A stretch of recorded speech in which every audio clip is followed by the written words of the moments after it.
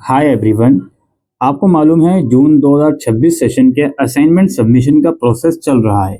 मैं आपसे रिक्वेस्ट करूंगा, अगर आपको अभी तक अपनी वेबसाइट पर, रीजनल सेंटर की वेबसाइट पर ये इन्फॉर्मेशन नहीं मिली है कि आपके असाइनमेंट ऑनलाइन जमा होंगे या ऑफलाइन, तो आपसे रिक्वेस्ट है कि अब आप अपने स्टडी सेंटर में फिजिकली विजिट कर लें, वहाँ जाकर ये इन्फॉर्मेशन ले लें कि आपके असाइनमेंट किस मोड में जमा होंगे।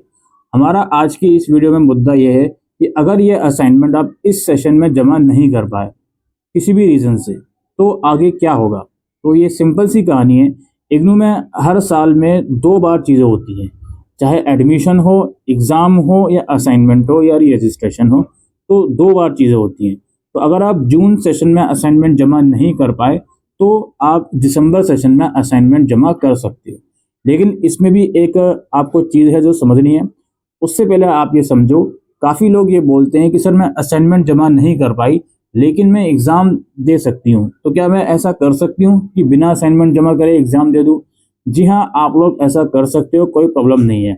हालांकि आपको इग्नू के अलग अलग ऑफिशियल डॉक्यूमेंट जैसे डेटशीट हो गई, एग्ज़ाम फॉर्म पोर्टल हो गया, उसमें ये चीज़ लिखी रहती है कि एग्ज़ाम में अपेयर होने से पहले असाइनमेंट जमा होना ज़रूरी है, क्योंकि ये ऑफिशियल तरीका है भाई। अब जो बच्चा एग्ज़ाम में अपेयर होने जा रहा है, जाहिर सी बात है असाइनमेंट जमा करने उसके लिए कोई बड़ी बात नहीं है। लेकिन फिर भी कुछ बच्चे अगर बिना असाइनमेंट जमा करे एग्जाम में अपेयर होने वाले हैं, तो यू आर मोस्ट वेलकम, आप ऐसा कर सकते हो।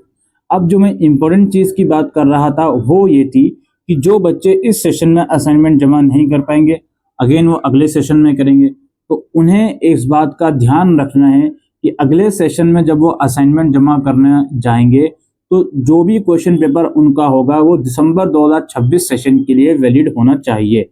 जिस भी सेशन में वो जमा कर रहे हैं उस सेशन के लिए वैलिड होना चाहिए। कई बार क्या होता है कि जो हमारे असाइनमेंट के क्वेश्चन पेपर है, हो सकता है वो जून 2026 तक ही वैलिड हो। और कई बार क्या होता है, जैसे कि मान लीजिए मेरे 8 सब्जेक्ट हैं, मैंने 6 के असाइनमेंट बना लिए, 2 के नहीं बनाए। अब मैं चाहता हूँ कि चूंकि मैंने 2 के नहीं बनाए, मैं अगले साल या अगले सेशन में एक साथ ही इन 8 सब्जेक्ट के असाइनमेंट जमा कर दूंगा। तो भाई हमें ये लगता है कि जो असाइनमेंट हमने बना लिए है वही जमा कर देंगे बाद में, लेकिन एक्चुअल में क्वेश्चन पेपर चेंज हो चुका होता है। तो इसलिए आप लोग इस बात से अवेयर रहें कि जिस भी सेशन में आप असाइनमेंट जमा करने जा रहे हैं उस सेशन के लिए जो आपने क्वेश्चन बनाए हैं वो एटलीस्ट वैलिड हो। अगर वो वैलिड नहीं है तो वो आपका असाइनमेंट वेस्ट हो गया, वो आपने जमा नहीं करा जिस सेशन में वो वैलिड था, तो अगले सेशन में आप उसको जमा नहीं कर सकते। अगले सेशन में नए पेपर आएंगे, वही आपको जमा करने होंगे। ठीक है, तो उम्मीद करता हूँ ये वीडियो आपको यूजफुल लगी हो, तो इस वीडियो को शेयर कीजिएगा।